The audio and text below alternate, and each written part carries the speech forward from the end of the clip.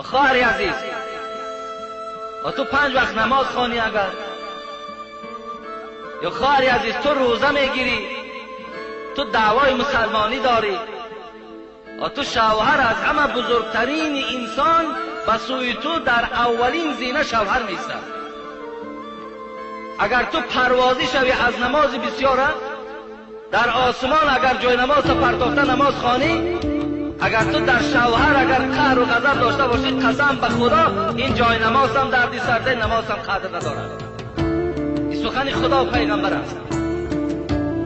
حبیب خدا میگه 3 طایفه عبادتشان یک وجب از بالای سرشان بالا نمی رود. یک وجب بالا نرفتن چی معنی دارد؟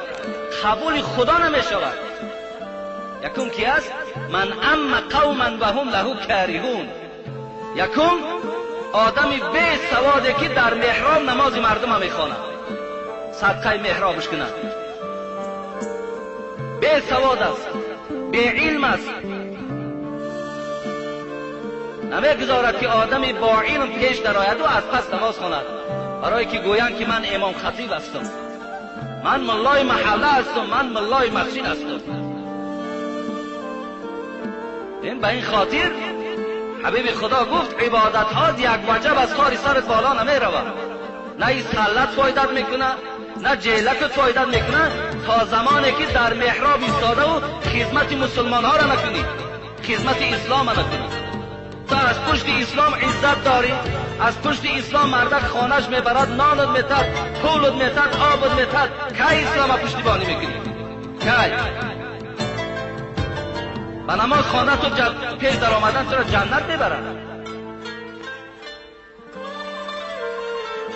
برای چی اینها را من میگم؟ برای که نزد من خودم خبرها دارم در کدام مسجدها پیشواها چی ها میگویند، پیشواها چی ها گفته ایستند، پیشوا هستند. عبادت یک وجب از تار سرت بالا. دویم کی است؟ و امرأة باتت و زوجها علیها ساخط. دویم زنی که در یک خانه زندگی دارن و شوهر بالای و غضب دارد، شوهر از اون نارضا است. روزه مریم میگیری، روزه ماه رجب میگیری، اگر به عدد تمام ستاره ها روزدار باشی، عبادت در نزد خدا قدر و قیمت ندارد تا زمان شوهر از تو راضی نباشه. سخن پیغمبر است، به خدا قسم یگان جمله از خودم در همین جا علاوه نمیکنم. چیزی میگویم شما بعد نمازم از من پرسید، در راست هر یک جمله یک حدیث نگفتم، به خدا قسم من گفتی همون بچه ها که نام میگردن. و چه عبادتی چون معنی داره؟ و دوستی نزدیکترین هم شوهرت است. در همه سختی ها هم شوهر در کار می شود.